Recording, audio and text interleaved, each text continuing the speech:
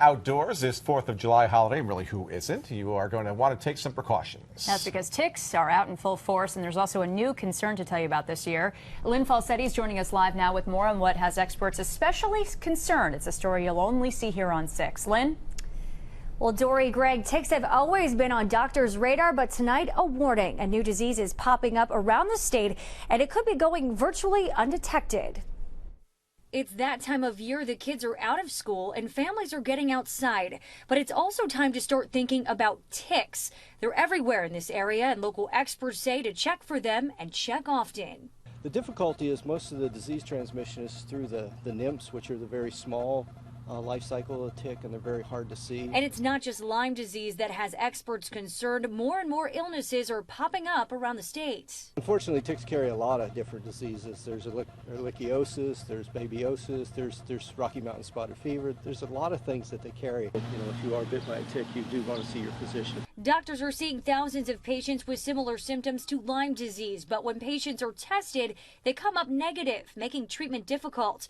What it could be is something called Borrelia miyamotoi, and its symptoms can range anywhere from a fever and headache to muscle pains. The good news is doctors are able to treat the condition with antibiotics if the medicine is administered soon enough. This is something that here locally is especially critical because there is such a large tick population. People need to be real careful because in Albany County and all the surrounding counties, ticks are endemic. I mean, there are so many of them that the health department's not even counting all the cases at this point. If you think you have a tick, don't be afraid to bring it to a cooperative extension office. We have labs, we have microscopes, we can help you identify whether it is a tick or a beetle or something that you need to be concerned about.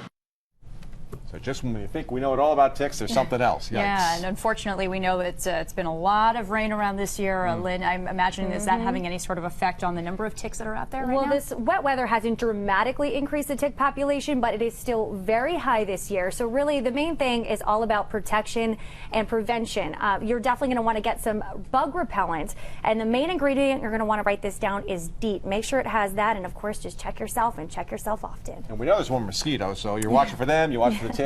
Watching for every sorts of critters. Yep. All right, thank you very much.